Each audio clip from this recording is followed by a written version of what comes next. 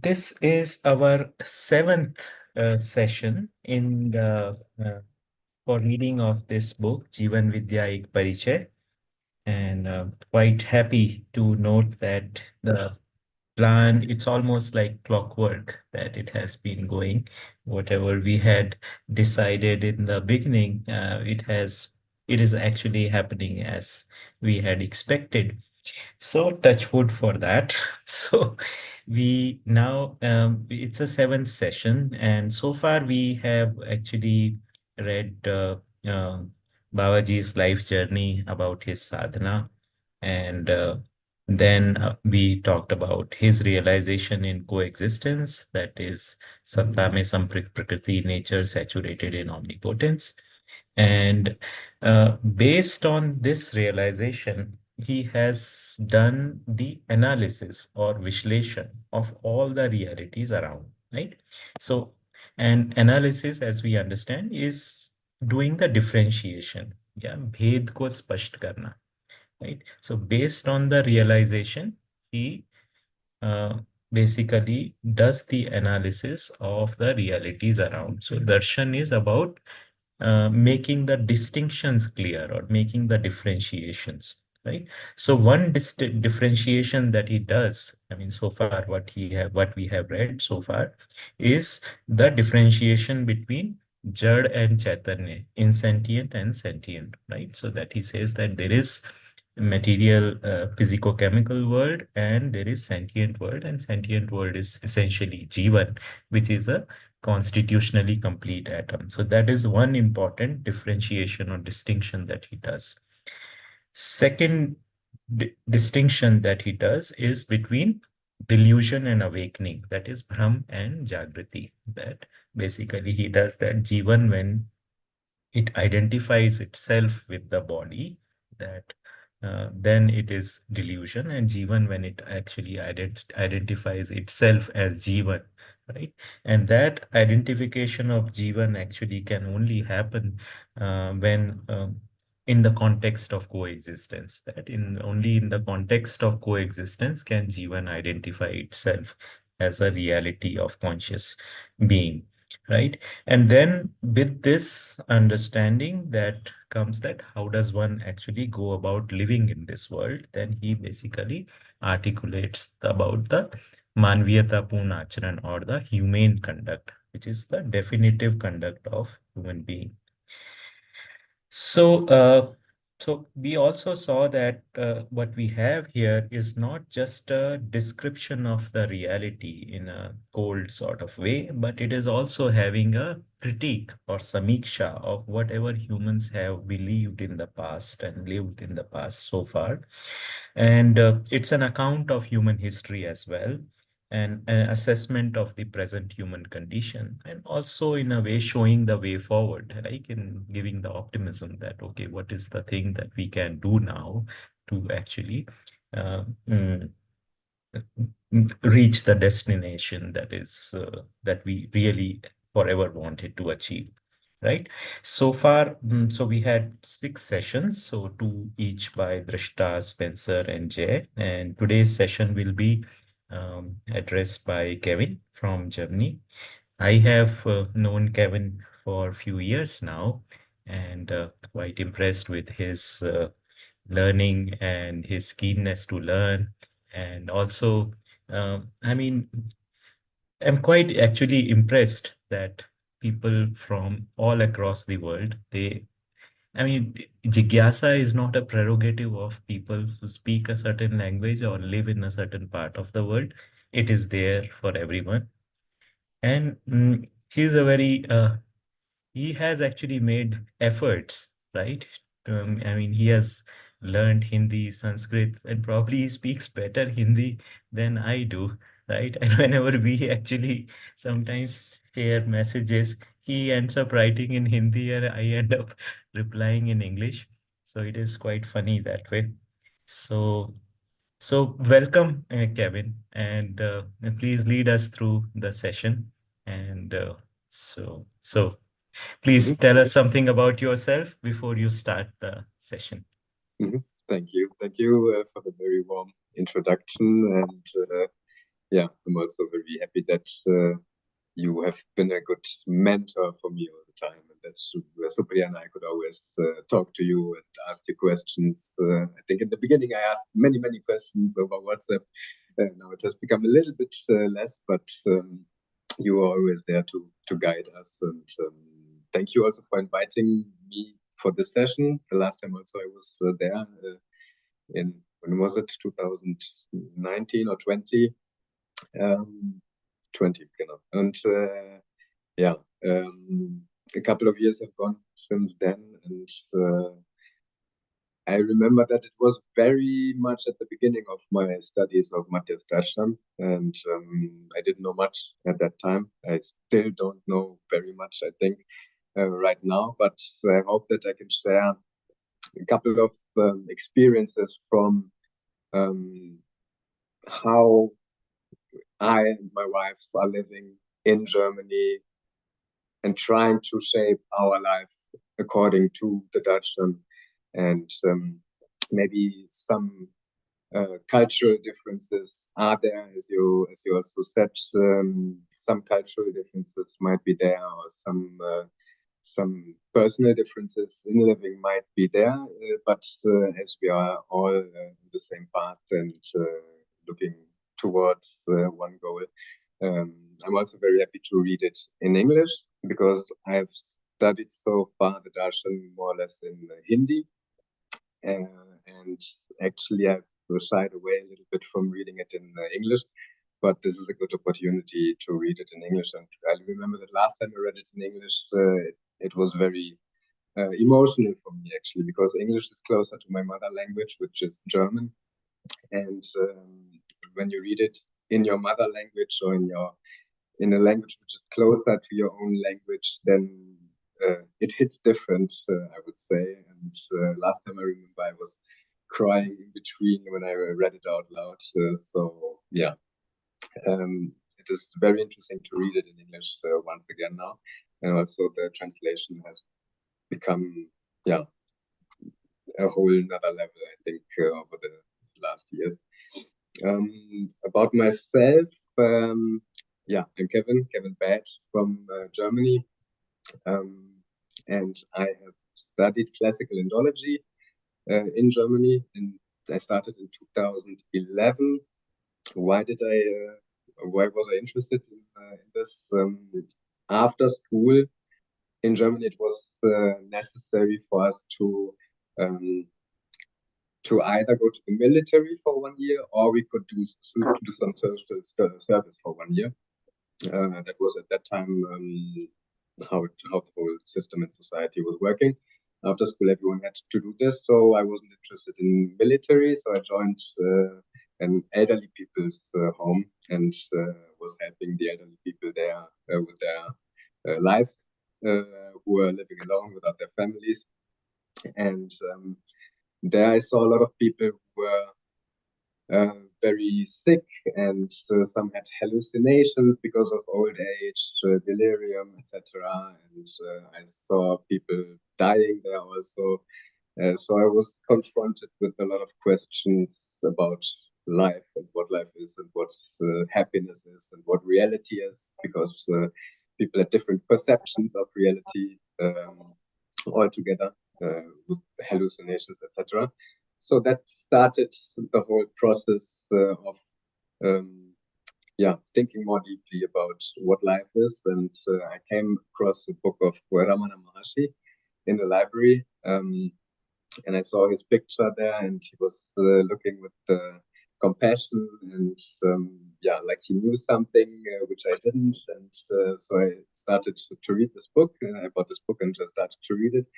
And from there, the whole journey started.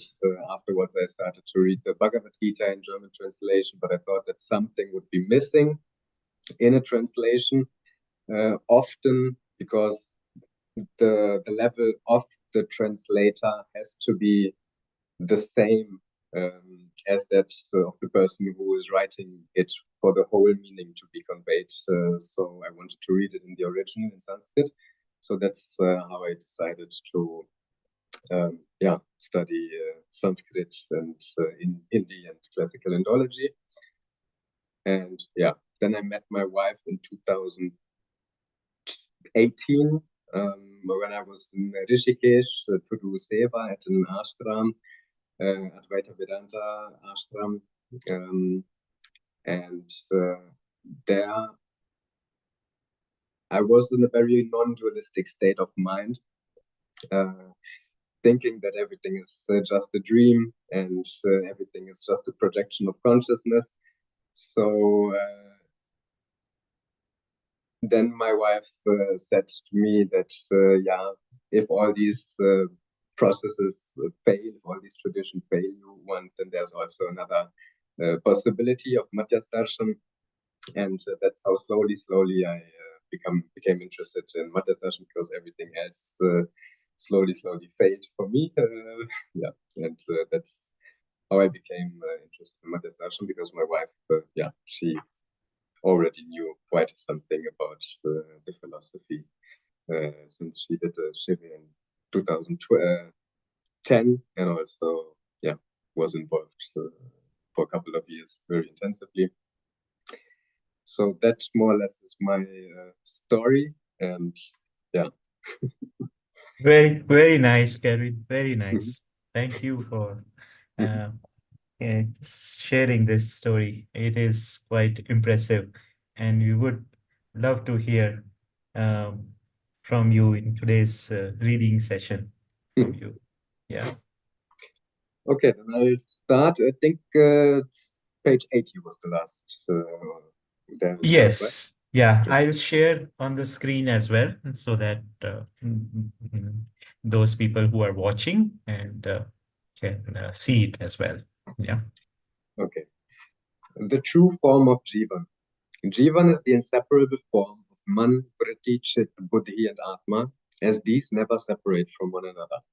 Man has two functions: selection, chayan, and taste, asvada. The two functions of Vritti are analysis, vishleshan, and deliberation, tulan. Chit has two functions: visualization, chitran, and contemplation, chintan. The two functions of Buddhi are determination, sankalp, and bodh. The two functions of Atma are authenticity, pramanikta, and realization, anubhav. Every Jivan continuously functions with these 10 activities.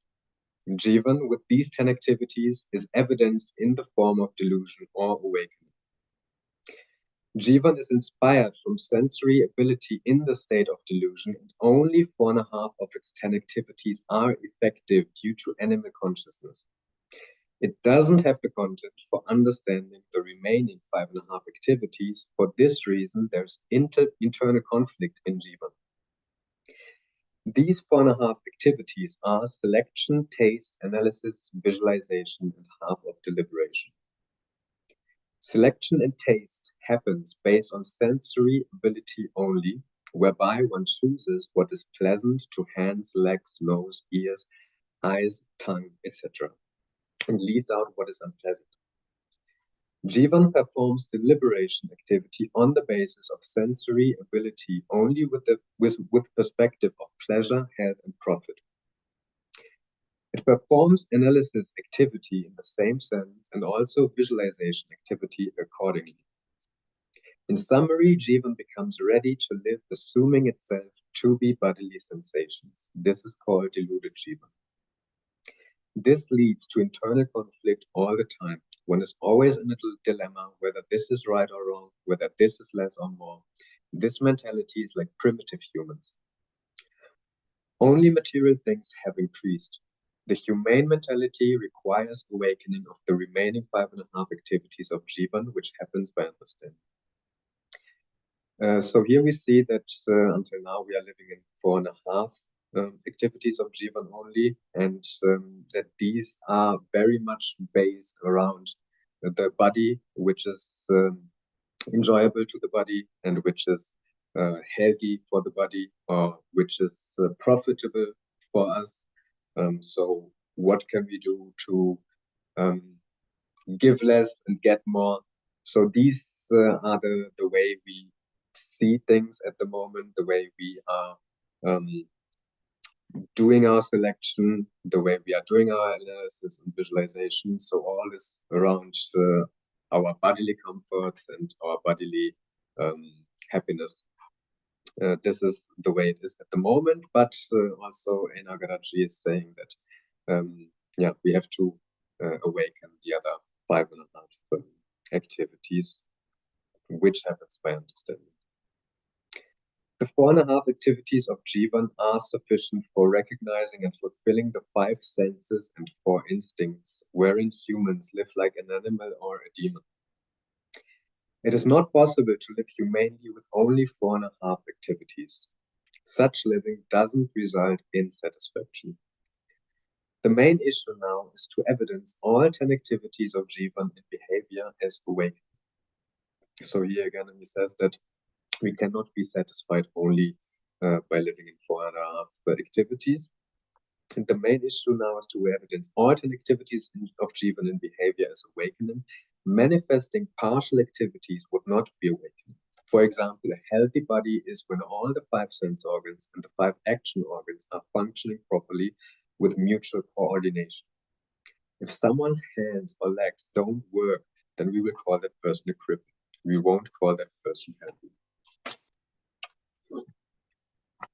Awakening cannot happen unless and until we base our activities of recognizing and fulfilling on our activities of knowing and believing.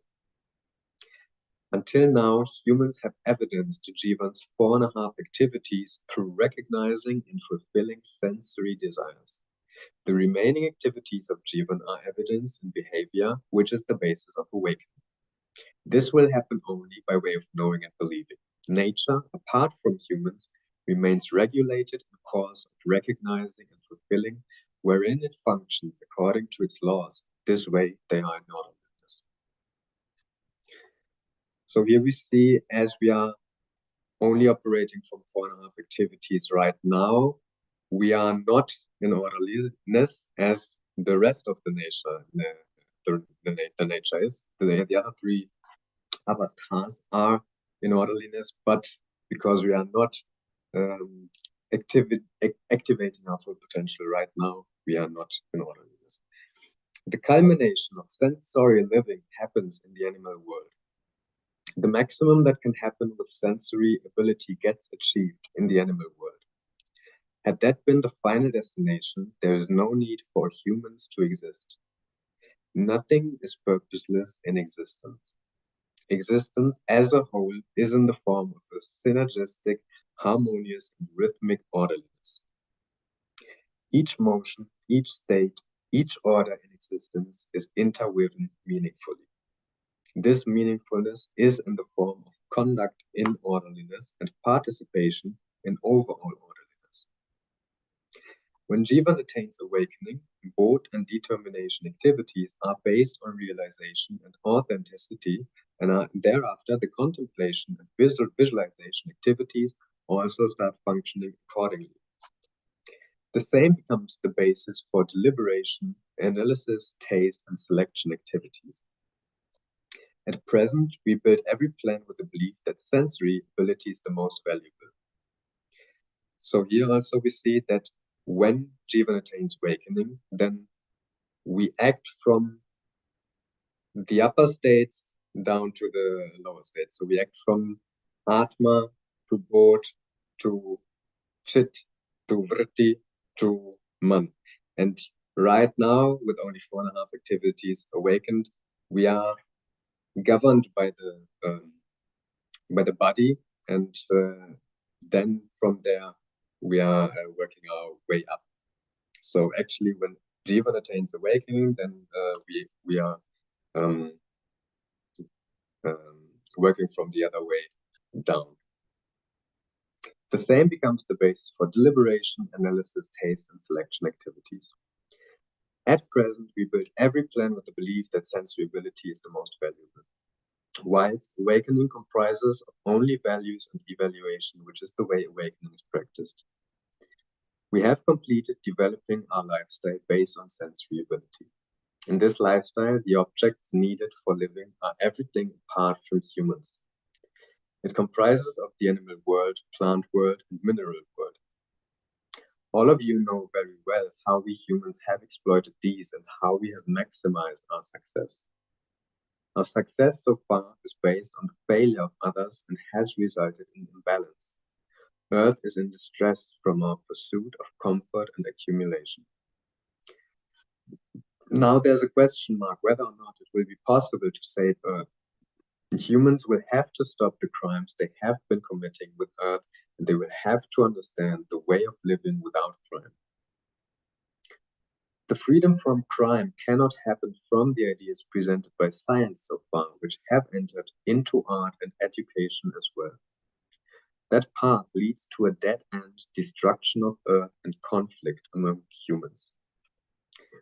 So now with our living only in 4.5 activities so far as a human race, we have come to the dead end where Earth actually is, has to be saved from ourselves.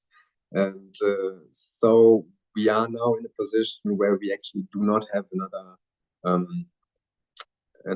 option than to awaken as a cumulative whole, awaken to our 10 activities, because otherwise we cannot remain on this planet. Because otherwise this planet will diminish.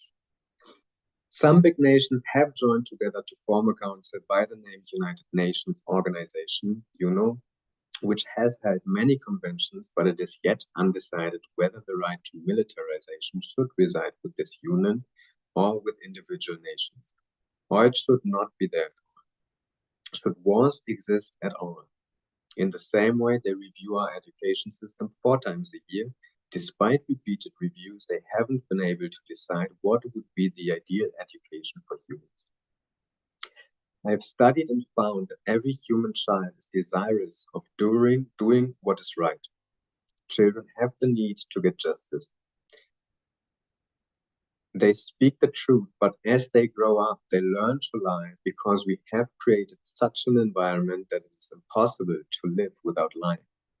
Lies pervade the commercial world anyway. The state rule is also based on lies, and even education doesn't give rise to truth. Where is one to go in this situation?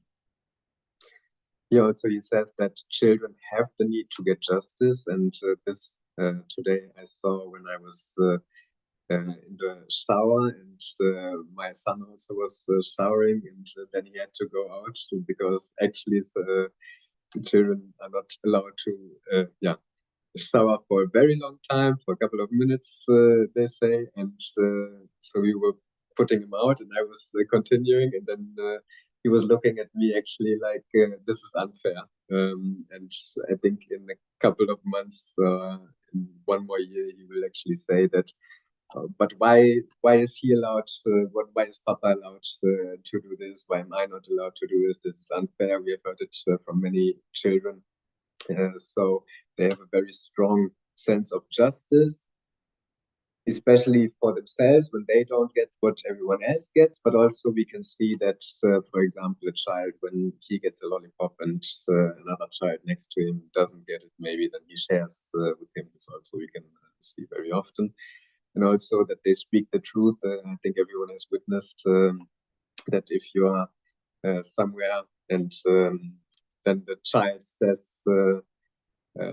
but my mother said this, and then the mother said, oh, but you should not say it, you should not tell everyone what I said yesterday. So the child doesn't understand, why shouldn't I say it? They generally have the inclination to speak the truth, but then over time, the way the society is right now, they have to learn kind of to not speak the truth. That's the way it is at the moment. Where is one to go in this situation? Therefore, bound by circumstances, their daily routine and behavior gets shaped. Humans could not reach any definite goal this way, nor will they ever in the future. There are big projects in large institutions and state machinery, but we still have not come out of the crisis. There is definite need to come out of this crisis, but it will only happen when humans become wise And whenever that happens, they will live in only one way, that is humane conduct. Values and evaluation in humane conduct are related in coexistence. We don't need to make any laboratories or fight any wars for this. The purpose of relationships needs to be known and believed in the sense of undivided society and universal orderliness, whereby recognizing and fulfilling these relationships becomes possible. Knowing and believing is purpose only. In the absence of knowing and believing of purpose, recognizing and fulfilling definitely goes astray. For example, we missed knowing the purpose of our relationship with Earth. We missed knowing the purpose of the environment, because of which we could not understand the wholeness of Earth and environment, and humans brought Earth to its total collapse. We need to understand very clearly that if humankind is to survive on this Earth, then this proposal of Madhyasth Darshan describes how they must do their course correction. Again, he's very clear that if humankind is to survive on this Earth, then Madhyasth Darshan is the vikalp actually for this. And also, as we have seen many traditions before, none of them, in my experience, I might be missing several, but I haven't heard of one yet which has such a holistic approach, which is also talking about the way we can live as humans together with nature, with the other living entities as animals, forever on this planet. Also regarding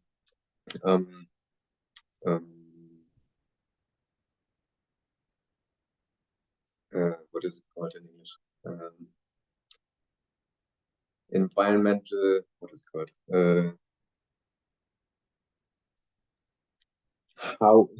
How we can live together on this planet without destroying it. So far, I haven't heard it in any other philosophy. Humans being in delusion have lived for satisfying their sensory desires. Humans haven't lived based on their cognitive ability yet. They haven't been able to find satisfaction through such living. A dissatisfied person keeps doing anything random. Now, all that we have to do is to go from dissatisfaction to satisfaction, which in other words is called awakening. Satisfaction will come from understanding, which is the eternal source of satisfaction.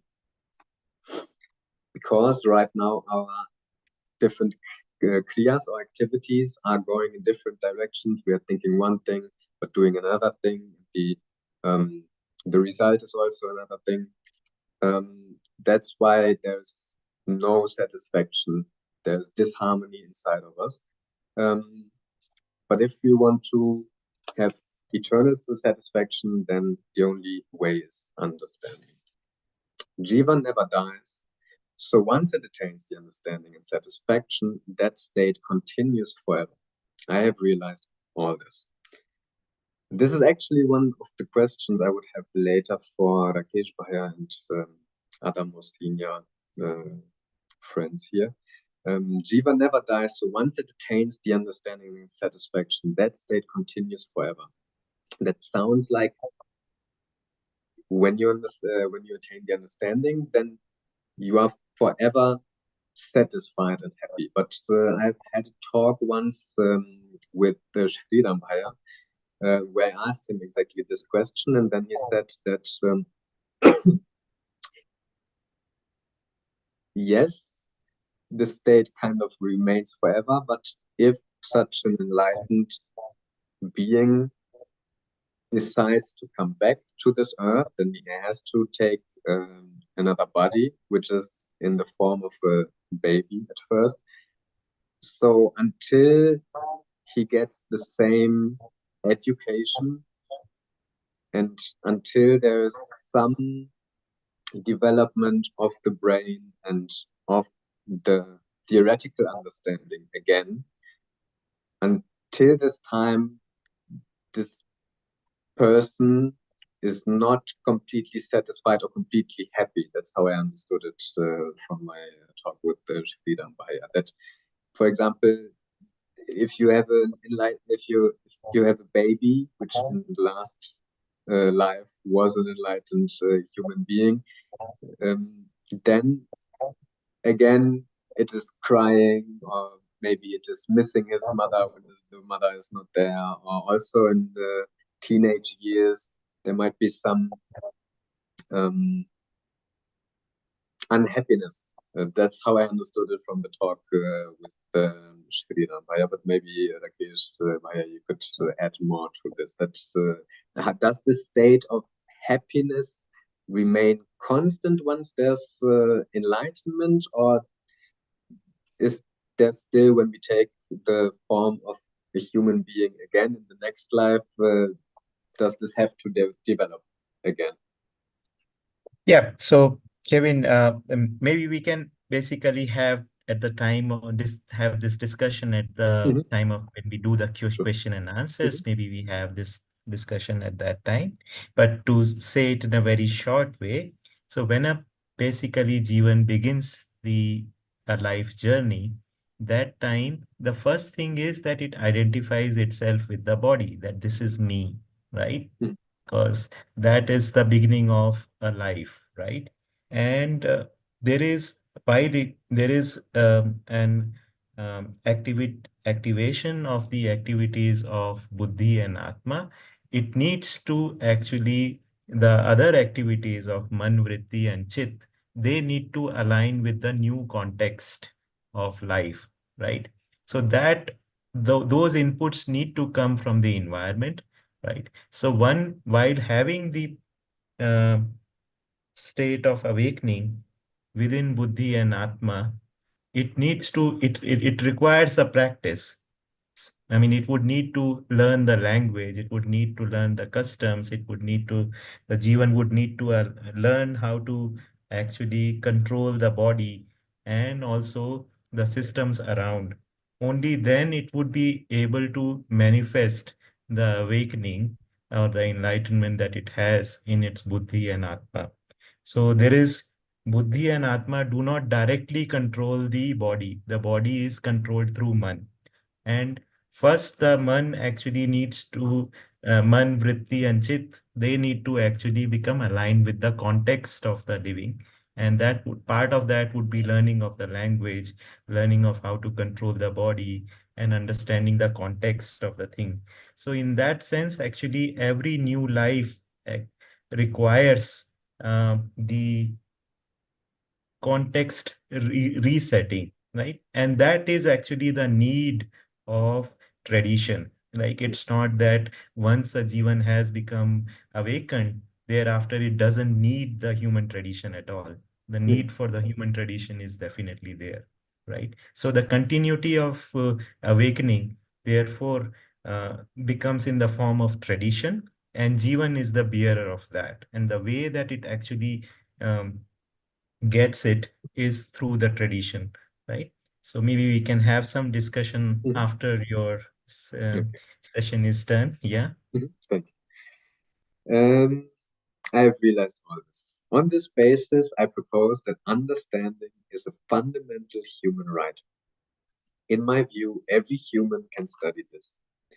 Human race is the creator of its future, and they can realize its grandeur through real resolution. Soil is fertilized by decomposition of cells. The food turning back into food is a natural order. The cells get formed and their formations decompose back into the soil, which itself is the natural fertilizer. Humans could emerge only after the soil on planet Earth attained the required fertility. Humans started exploiting the forests from the very beginning. In the course of exploiting forests, the Science Age came and they started exploiting minerals as well. The very source of Earth's fertility, along with oxygen level in the environment, got depleted with the disproportionate exploitation of minerals and vegetation. Now, to the scientists who think they do such a big service to the world by making chemical fertilizers, they say that the natural way by which the fertilizers are formed alone can safeguard Earth's fertility.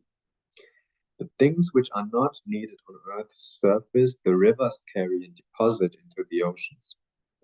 How will that get balanced? All these things will remain balanced when there are dense forms of vegetation and forests on Earth's surface. Instead, what we humans do is we try to solve one problem by creating another. A problem doesn't cover up another problem. Even if we try to cover up a small problem with a much bigger problem, it doesn't get covered up. It is not about complaining or condemning anyone, rather it is an account of the events that have happened and a proposal for rethinking.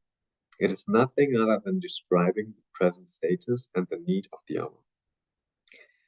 So here we again see how we humans have actually exploited the earth and by this have made earth almost unlivable.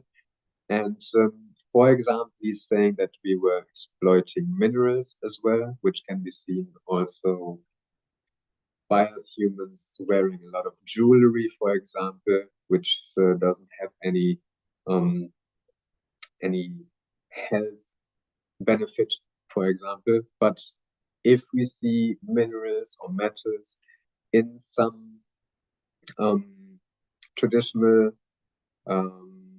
medicinal traditions, for example, as in Ayurveda, for example, then you have metals and minerals which are used for health benefits in very little doses. And I think Enagradat also used to give, for example, Bharat and Gantak, mercury and sulfur in very little doses, sometimes to people. So here we haven't yet found the right way to use these metals and minerals. We are exploiting them at the moment for very superficial purposes as ornamentation, etc. But if we use it in a very little specific way for health purposes, for example, then we wouldn't be destroying the earth. So that is also a very holistic point of seeing it. For example, also alcohol is being very badly used at the moment, but it can also have a medicinal value. If you take the Asavadisht, for example, in Ayurveda, they have some self-generated alcohol in them. By this, the alcohol is the medicinal substance is directly going to the liver, so you have the target organ which works better than if you didn't have the alcohol with it inside, for example. But now the way it is used, of course, is in the mainstream, is not very skillfully skillful usage. So by understanding the orderliness and by understanding, by looking at different subjects through the understanding of orderliness, we can actually use the things the way they should be used. And actually everything in this world has some usage, but we haven't found out some of them yet, or we have found out, but we still use them in a different way often.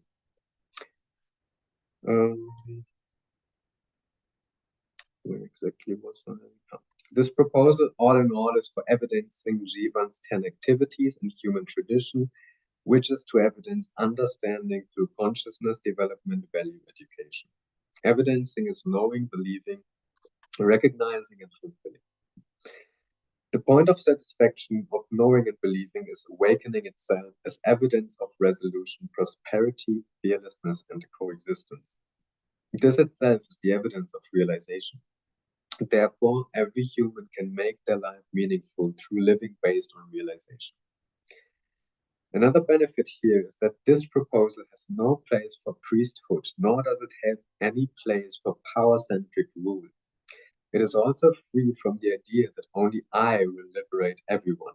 Each individual can become liberated from delusion by attaining understanding.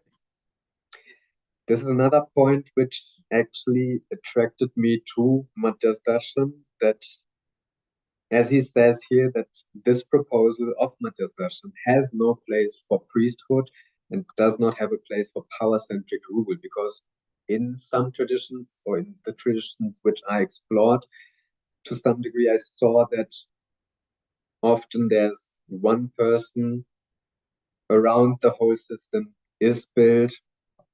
Then there's the tradition that this person one day will not be there in the body anymore. Then often there's a fight who will be the successor of this person. So the whole system often, also in these spiritual traditions, as I have seen, is to a big extent also based on power-centric rule, often. And also, for example, there are some systems where you get a special mantra after so many years, and then you kind of have a more special place in the whole hierarchy. Or, for example, I know of one tradition where in the basement they had a special statue, but only people who with a lot of experience in this tradition, with many years of experience in this tradition, were allowed to see the statue and meditate in front of the statue. So all these things I feel are not so much, cannot be done in Madhyasth Darshan, because it is not based so much on one person, or not so based so much on being special, or it's not saying that one person, only one out of a million can reach enlightenment and others cannot. As also I've seen in many meditation texts where at the beginning you are reciting that only 1 in a million has access to this text, and only one out of these millions who have access to the text can actually practice, and only one out of those millions can actually reach enlightenment from this. So there it's very much about being special, and as I have felt, one tries to be the special one who maybe reaches enlightenment, and there's a little bit of a superior feeling maybe towards others. So all these things I feel in Madhyasth Darshan have no space, because of a priesthood, because it is about living in the family. Also, an enlightened being is living in the family together with his wife, or together with her husband, with their children, with their parents. So, for example, in Catholic or so Protestant church, we see that because people are living alone and have a lot of power, then a lot of it's also being misused every day. Other day, you see in the newspapers, in German newspapers, you see that there are scandals, and many people are going actually out of the church because there's a lot of misusage of power. And I think in Madhyasth Darshan, the chances for this are very less. Maybe there are chances everywhere where there's non-enlightened beings, but because of the whole family system, and you're living in a family, and it is being said that we are all working together for the same goal, we have the same capabilities, the same capabilities to reach an enlightenment, and there's no one who is the savior who will enlighten all, and will save the whole world. Because of this, I think the chance for exploitation in Madhyasth Darshan are quite less, and this is something which actually attracted me also to this thought process. Yeah.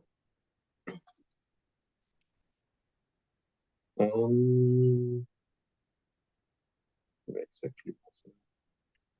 This is page 88. Okay. The idea that if one person becomes liberated, then the whole world will become liberated didn't suffice, as we have seen. In this proposal, one who understands will become liberated. The erstwhile holy scriptures have a lot of assurances, but not even a single person on earth has emerged as their evidence. So what is the way out for us? That which cannot be brought into tradition is of no value. How can we verify what someone in the past may have discovered or lost? If there is a way of becoming resolved, then it has to come into tradition. It can also be seen as follows. Human committed a lot of crimes and wrongs till now, but these could not make the form of tradition. The tradition can only be successful when it is based on understanding where humans live with humaneness. The tradition of understanding can be established through education, and the tradition of right living comes about by way of family, society, and systems. I too discovered my way of living on the basis of understanding. The way of living based on understanding has to be in the form of living with resolution and orderliness. Humans don't become social without evidencing justice, as in the absence of justice they make sectarian divisions and can never become free from arguments and disputes. Offenses, exploitation, revolts, struggles, and wars have to happen in such sects. How can we believe that humans have become social while there is so much argument, dispute, offense, revolt, struggle, and exploitation amongst them? If we consider sectarian struggle to be right, then later on it is possible that every individual may start war, start killing, and get killed. You should allow that also. Why do you restrain that? So this is a matter for rethinking. If we assimilate its meaning properly, then we realize that we have become ready to rethink because whatever we did till now was insufficient for human purpose. Thinking is the inherent nature of humans. Every individual can think and search. We need to become satisfied with our search, and there is a need also for our becoming a source of satisfaction for others. So here also he's mentioning that we have seen in many religions and traditions so far that there are sectarian divisions which are struggling between each other. So also my question for later would be that to you, Rakesh Bhaiya, and to others here, what would be, or how can this be averted in Madhyasth Darshan, for example? Because also might be that people develop other um,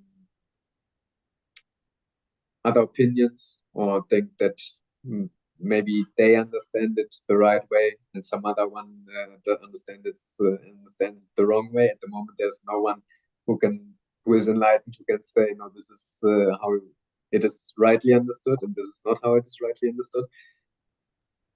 So is there a possibility also in Madhyasth Darshan for different sects to evolve and different that maybe there will be one Madhyasth Darshan sect who says no, Anubhav is like this and Bodh is like this, and the other sect says no, it is like this, and then it goes from there. Is there also a possibility of this, or do you think um, the possibility is less in Madhyasth Darshan, and if so, why? This would be a question. Also, maybe. Yeah, sure. I think Mhm, after the session, maybe we'll mhm, open the floor for the mhm, discussion about that, and we can share our views about this particular thing. And it is a very valid question. Yeah. mhm. Um, what should be done to start from here? First, the understanding should become accessible to all by way of education sanskara. The way of living with understanding needs to be embraced, which is about how we should coexist with earth, water, air, the plant world, the animal world, and humans. We cannot exclude any, we have to live with all these. Every human can achieve realization and they can do evaluation. Everyone makes this claim. Humans have an inherent tendency to make this claim. Imposition is not acceptable to anyone. It's inherently there as a spontaneous zeal in every human. Every human needs to fulfill this claim. How were we expecting to become savior of others even when this source is inherently present in every human? It is incredible, and we too have had faith in such assurances. Now we need to think whether to have faith in assurances or to trust on the basis of evidences. From my childhood days, my tendency has been to trust on the basis of evidence, so I was naturally encouraged by this discovery. It was in my search for evidence that I became inclined to rethink, and whatever happened as a result, I am committed to presenting it to humankind. The way all 7 billion people on Earth are facing a dead end today, you can imagine it must have been the same with me. I was in the same situation as everyone else. I have also been to the clutter of education sanskar and rituals prevalent in the world, but my acceptance remained neither with the Macaulay model of education nor with the traditional idealistic sanskar. My faith could not stabilize in these. This became the basis and reason for my running after absolute objectives. My faith couldn't rest in educational tradition or sanskar tradition, therefore perhaps I became optionless and it became the basis of my independent exploration. Two events have already occurred. First, I understood Jeevan. It is Jeevan that imbibes the understanding. Second, I found a way of living with understanding. We operate in 4.5 activities on the basis of beliefs and faith. Faith means believing without knowing. Trust means believing after knowing. The 10 activities of Jivan become evident in living with trust. I evidence all 10 activities, and so can you. Humans must evidence coexistence. The atoms and molecules too exist in orderliness while recognizing one another. All the planets, celestial bodies, vegetation, and minerals are in orderliness in the course of evidencing coexistence. Here I found very interesting that he says that the way all 7 billion people on Earth are facing a dead end today, you can imagine it must have been the same with me, that he was in the same situation as everyone else. So, because actually, when I think of Enagarachi, I think that, oh, he must have done so many good deeds before and to be so evolved that he got enlightenment actually in this life. And it seems like it is something which is very far away, um, which is a very special thing, which is a very, you have to have a lot of sadhana to reach this place. But he says that the way we all 7 billion on Earth are facing this dead end right now, with the question if we can remain on Earth, also if um, we cannot believe in the education system, we cannot believe in the traditions uh, we have faced so far. We are stuck somehow, and um, we don't find satisfaction anywhere. We have the whole world in front of us with the internet, also all information in front of us, and but still we have everything in front of us, but still we do not find satisfaction, and we are at a dead end. And he actually also he says that he has been at the same position as we are right now. He also has been facing the same. So actually, that is quite for me. That was very interesting to read again now that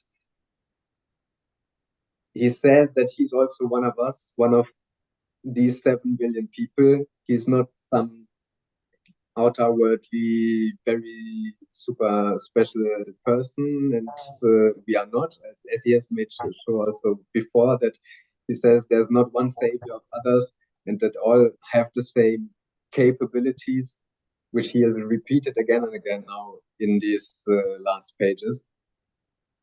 And then he makes sure that he says that we all actually right now are in the same position. And this I found very interesting to see that actually, whomever you see when you go shopping or anywhere, we are at the moment more or less in the same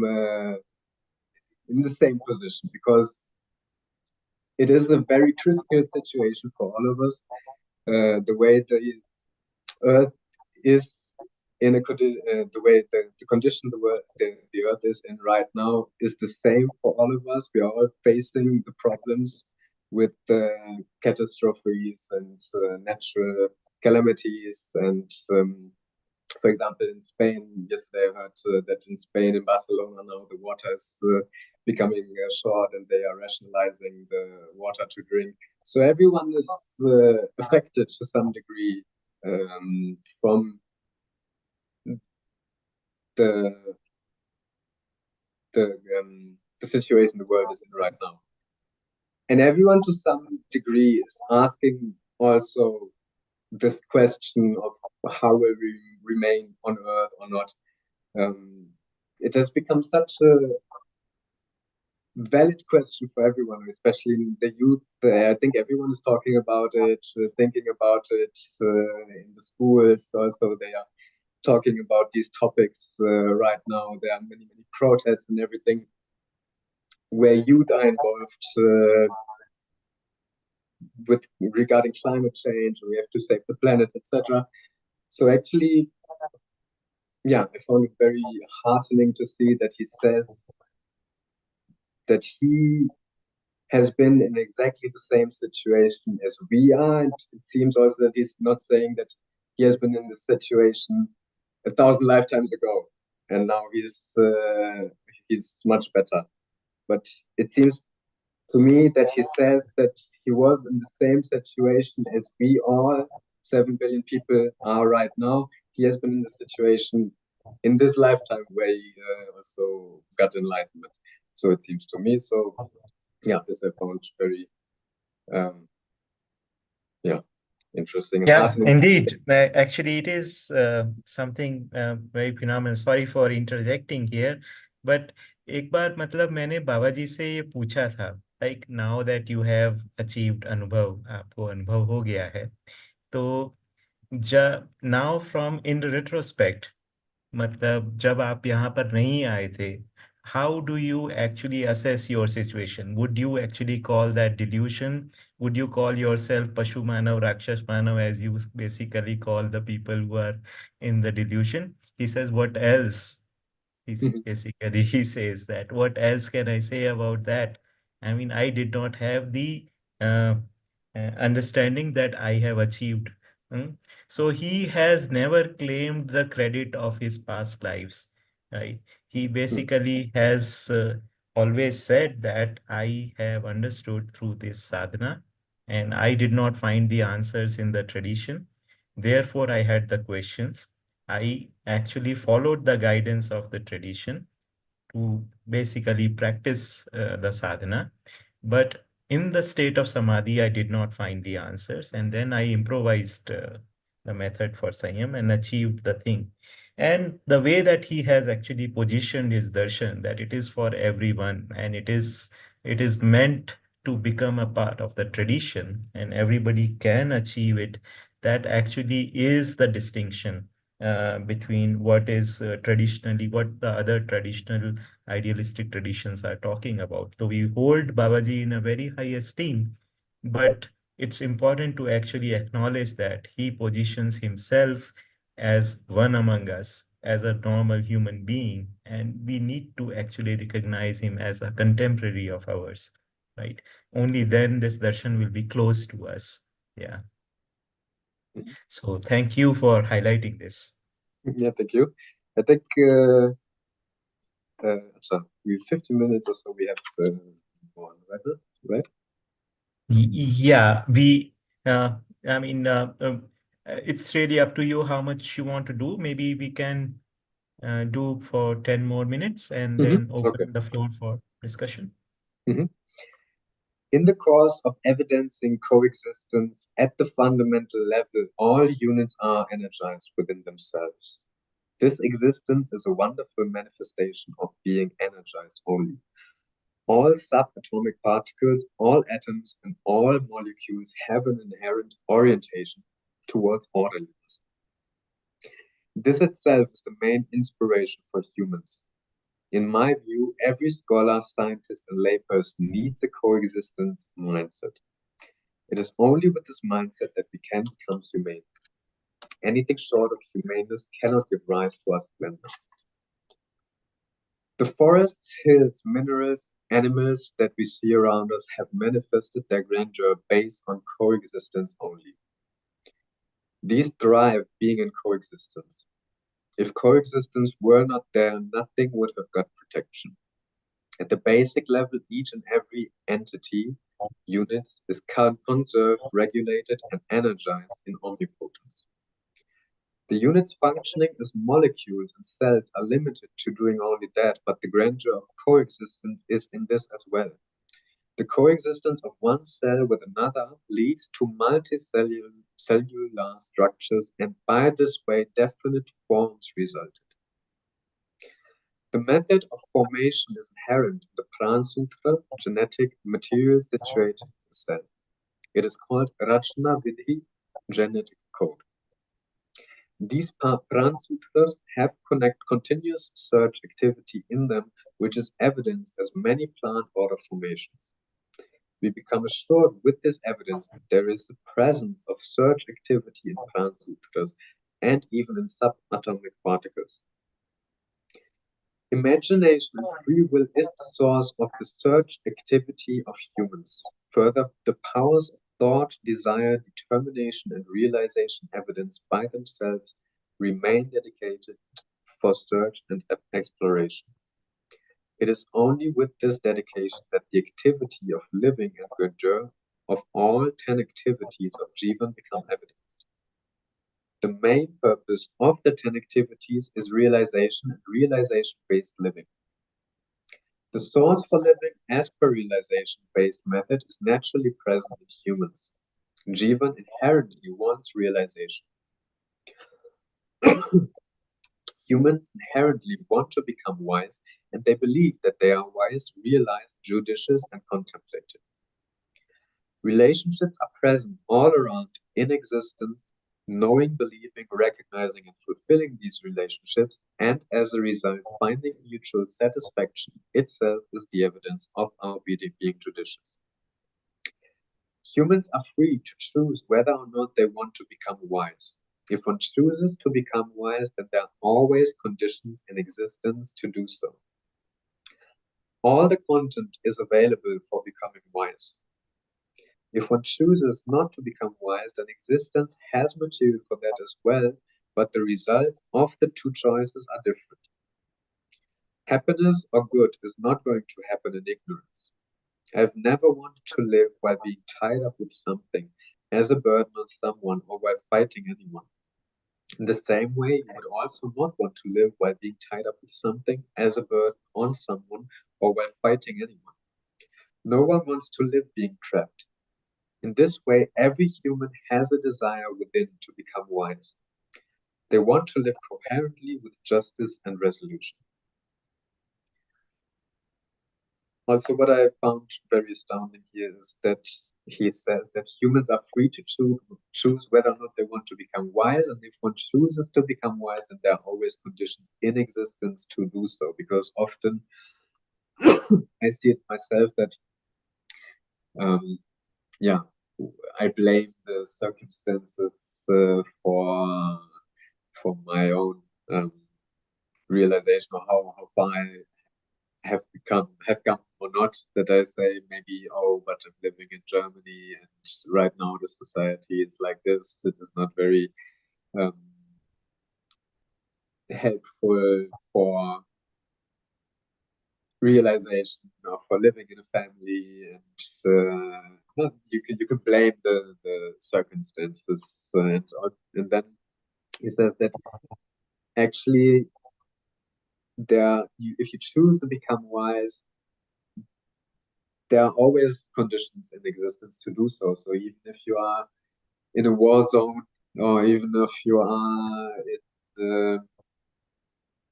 in the jail or wherever you are, that if you decide to become wise, then there is the provision in existence for this to happen, and we don't have any excuses actually. So that's the main point, I think. That and also what I'm seeing over the last 4 years in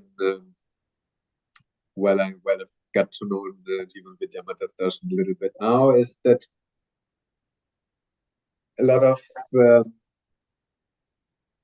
claims that, oh, but society is like this, or the world is like this, or this person is like this is slowly fading. And I think this is the process also, that you are more looking towards yourself, towards your own shortcomings.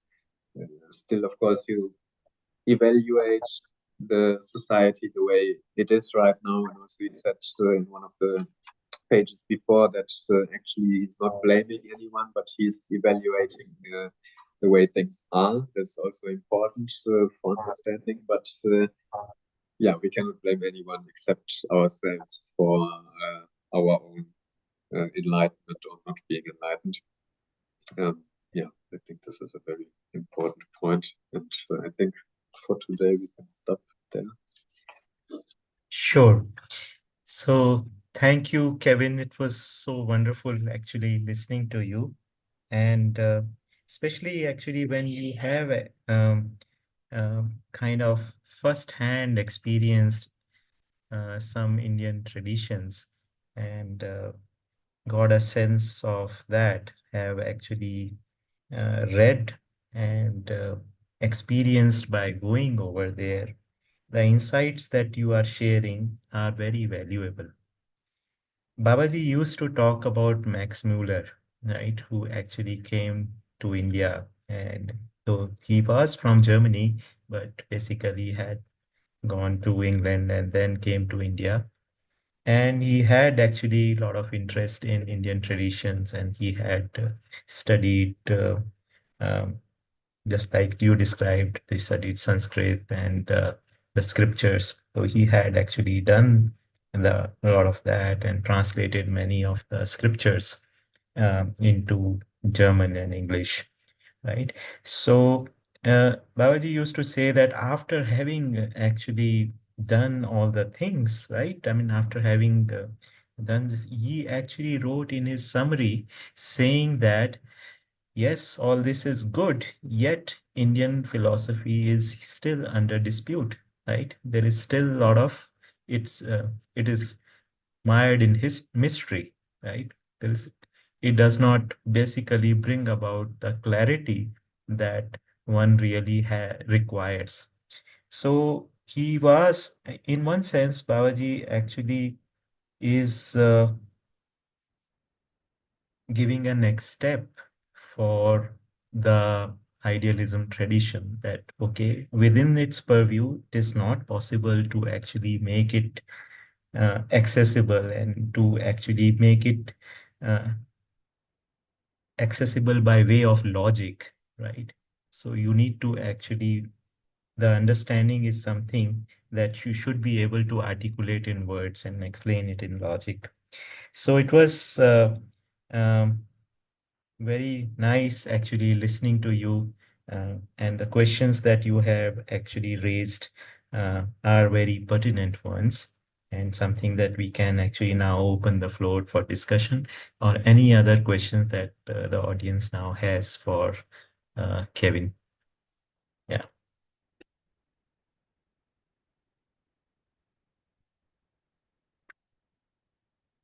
So anyone has any question for Kevin? Renu Didi? Yeah, I don't have a question, but sorry, my camera is behaving badly, so it won't come on. It's just because I wanted to kind of add on to what the last point you brought about, where um, um, I can't, I'm forgetting the thing, but what I wanted to add on was that I remember that I remember talking to one Baba once, and he said that in Hindi, he said that दुनिया के 700 करोड़ आदमी के सामने मैं हमेशा क्षमा के भाव में बना रहता हूँ. You know, I'm always in a state of forgiveness with 700 plus billion people. And at that time, I hadn't understood the depth of it. But today, I understand that one, forgiveness is not an act; it's a state.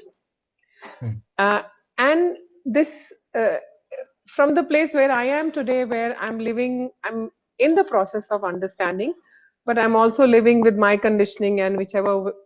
So it's, can I, through effort, be in that state where I am in the space of forgiveness, and that comes only when I understand the human design. And even if it's intellectual, I also understood it to be that to even be forgiving to our own journey so far and our own imperfection. So when you brought up the point of there's no one else to blame but ourselves, and you were talking about we do tend to kind of blame circumstances or, you know, I feel I was reminded of this incident with Baba where he brought up, he kind of illumined the meaning of forgiveness. And while he was in a state of living that, uh, but can I make an effort? I remind myself every time I go in a space of blaming circumstances or, you know, hiding behind that. It's very comforting to hide behind the situation is not right and therefore I am like this, or this happened during my childhood, therefore I am. And I feel to be forgiving, to be in that state of forgiving for others as well as my own unresolved self is something that I'm beginning to tell myself. Otherwise, it was very easy for me to beat myself up too much. I was on the other spectrum and don't feel good about myself at all. And I thought that was also being unfair to me. And till the time one is living it continuously, just like Baba is, till the time we are resolved. I think that process with effort is also uh, very encouraging. It takes us more towards that state. Wanted to add that. Kevin, you want to say something? No, very nicely put. Yeah, I think I can definitely relate to this, and also, as he says on the page before, that he is also one of these 7 billion people on this earth with the same problems. From this, also, there seems to be a as you said, the Kshama Bhava, when he actually says that he has had the same problems, has been going through exactly the same, then also, yeah, you can understand everyone else also, I think, where you can not blame others, because, yeah, you understand that you are also in the same, exactly the same position. I think there's also um, something which can close a bridge or gap between yeah, myself and others. Because sometimes maybe you think, oh, I'm I'm I'm much more evolved than someone else. Maybe you see someone on the Yes. street and you think, oh, how can you be like this? But actually, then you think that maybe you behave also the same way in some situations. Maybe not so openly all the time, but in some situations you're also behaving the same way. Or maybe 10 years ago you did something this person would be doing. So, yeah. Yeah. Yeah. Yeah. So I would like to just add a little on this. I mean, Kshama or forgiveness is something that is rated as a very high virtue in the idealistic tradition. And I see the definition of Kshama in Madhyasth Darshan, कि अयोग्यता से प्रभावित नहीं होना, to Yes. not be affected by the inability. So what I actually feel is that somewhere we need to first forgive ourselves, right? Yes. And it is not about actually making a compromise with uh, ourselves. When we have understood something, part of that is also involves that we actually forgive ourselves for the past in when we were actually not living with that understanding. only then we actually make a progress from that past. Otherwise, that past is already, we are clinging to that past. Mm. So if something becomes clear to us, somewhere we need to also do the introspection and forgive ourselves. Uh, and once we are able to forgive ourselves, we will be able to make advancement from there. And on that aspect, we will be able to forgive others also. If we have not forgiven ourselves and made progress over there, we won't be able to forgive on that count to others also. तो पहले अपनी अयोग्यता से प्रभावित नहीं होना, Correct. Yeah. And then उसके बाद में वो अयोग्यता किसी दूसरे में भी है तो भी हम तो फिर we will not be affected by that, Yeah. Right. So दर्शन में हमको क्षमा का जो स्थिति क्रिया है वो दम के रूप में समझ में आता है. So it takes some dum to do the kshama, right? I like So that. that is so very nice, like, point you actually raised. All of us are actually living with our ghosts, and we need to actually confront them. And the only way to actually expel those ghosts is by understanding that particular aspect and forgiving ourselves. Unless we forgive ourselves, we do not make the progress. Yeah. And here, one more thing in the process of working on myself and understanding this, I understood that how do I really forgive myself? And I noticed that when I'm interacting with somebody and it's bothering me, and it's because I've assumed the other person wants to hurt me. Instead of that, if I'm able to see it's the person's inability to do right, this this kind of shifted things for me. I'm not able to live it completely, and I slipped there. But it brought in a lot of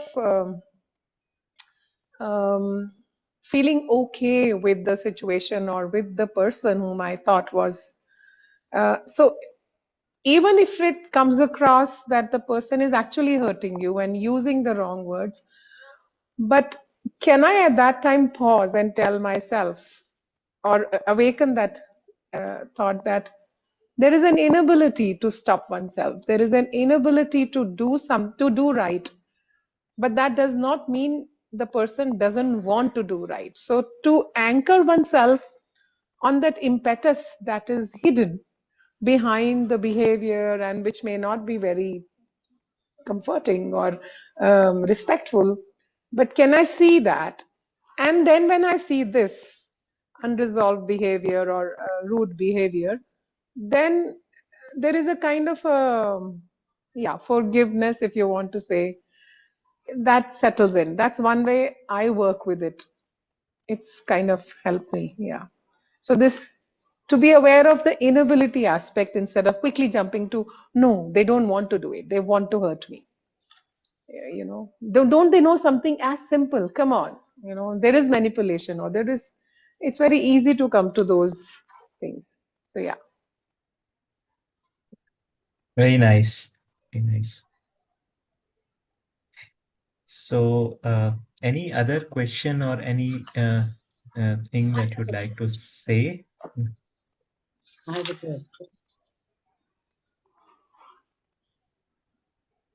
This is Krishna, Manju. you want to say something? Krishna, I want to ask one. I think Manjuji is saying something. Acha. No? Maybe I'm muted. It's all right. It's okay. I'll ask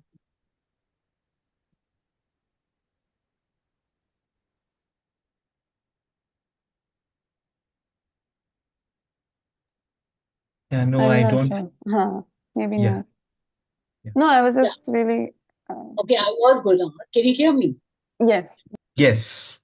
Okay, this is Manju here, and I'm very new to this. So my question may be not very relevant. However, when we are, most of us are at 4.5 level of understanding. And to get to the 10, is it a journey or is it an instant?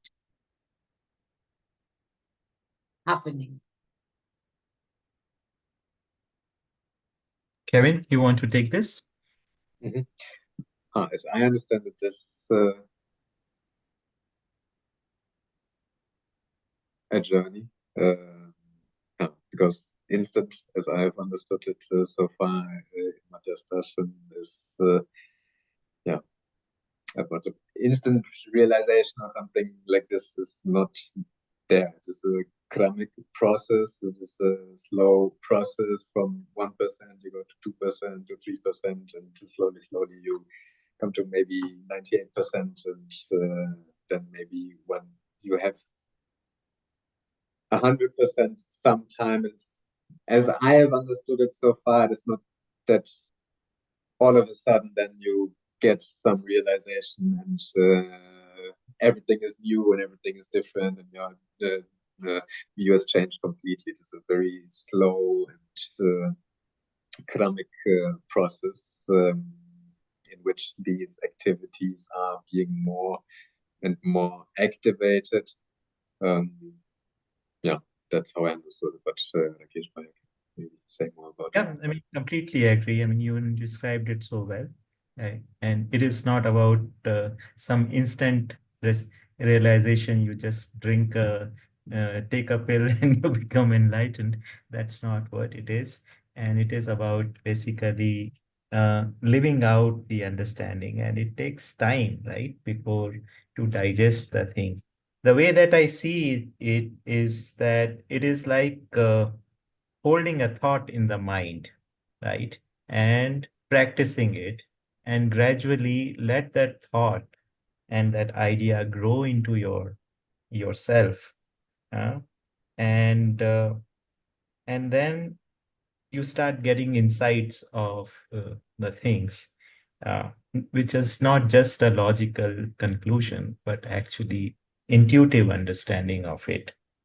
And you start operating from that understanding, gradually maybe exploring, and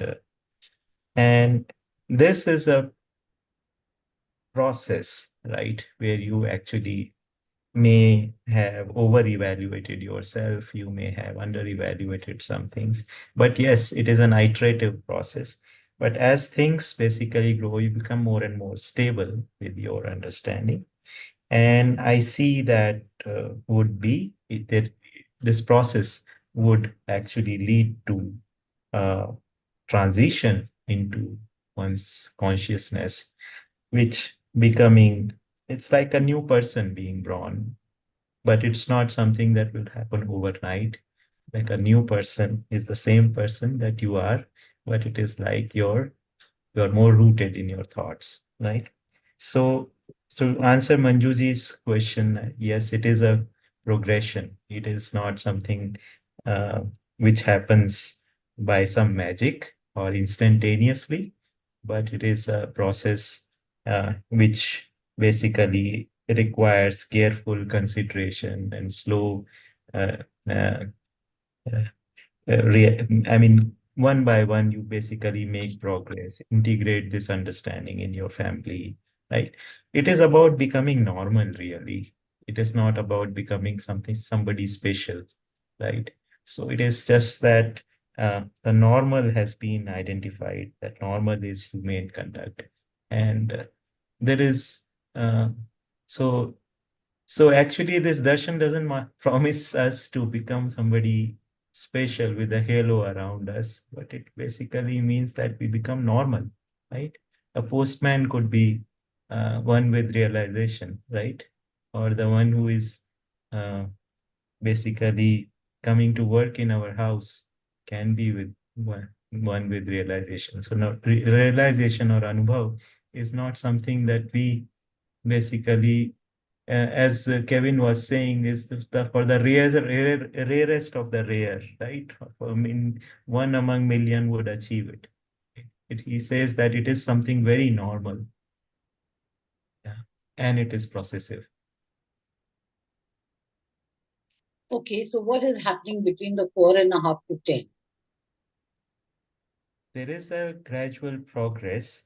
The 4.5 actually is the ground on which the preparation happens or the background happens, the 4.5 become devoted for activation of 10. It is in the 4.5 that the imagination takes place. It is in the 4.5 that you actually practice justice. It is in the 4.5 that you actually practice solution, that gives the solutions. So न्यायपूर्ण व्यवहार और धर्मपूर्ण विचार का जो अभ्यास है ना, it actually happens in the 4.5 only. So we actually make the practice for what we want to achieve in our current level of consciousness. And that actually leads us to break the barrier of uh, our current limitations and have the intuitive understanding, which we actually call pratiti, है ना, जिसको हम कह रहे हैं परिपुष्ट अनुमान. The inference that we make actually leads to certain maturity. And that actually, that maturity is the operating space where you actually are thinking not just in your individual limitations, but actually as a collective understanding, not see yourself as one individual only, but part of the whole.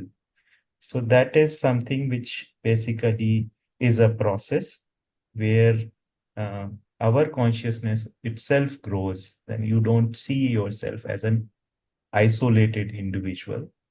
So this is a process in which slowly some of the things, our prejudices, our hang-ups, etc., also are getting addressed. Slowly we are getting acceptance with our surroundings, and an overall change is actually happening, not just inside us, but around us also. So this is something that is a process which is very normal, very organic, and very connected. It is not something mysterious at all. I like that. But I also found it a nice mystery that the change is happening inside and around. Yes, around us, inside and around us. Yes. Yeah. So when we change, our circumstances change. Yes. Otherwise, there is no evidence. So how does Baba correlate the two?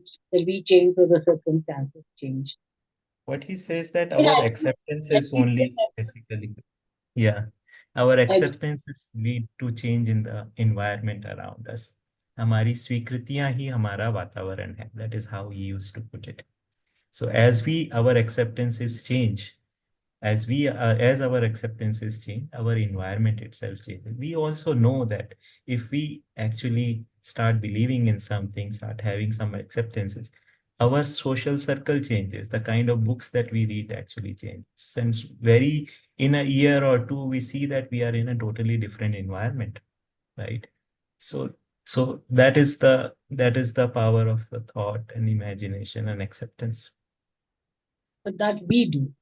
That Yes. we change our books or we change our something. So something we are doing. It's not happening, but we are doing. Like we stop buying those books, we start buying these, for example. So that's something we ourselves are doing. Yes, they are. I mean, definitely, there has to be accountability for whatever happens, right? There are things that we do, there are things that the others do. Things do not happen, okay, without anybody doing it, right? So there are things which are, we understand the things, and with that, our environment changes, right? So there are things that we do, and the things then change, and our environment gets affected because of that. Okay, thank you. Thank you, Manjuji. So we actually are uh, about time. We haven't covered the point that actually Kevin had asked. Is there a possibility that Madhyasth Darshan will have uh, sects and will get divided? Maybe we will actually discuss this question in our next session, okay, which is coming on. Today is Saturday, so next Wednesday we meet. We will actually continue our discussion over here.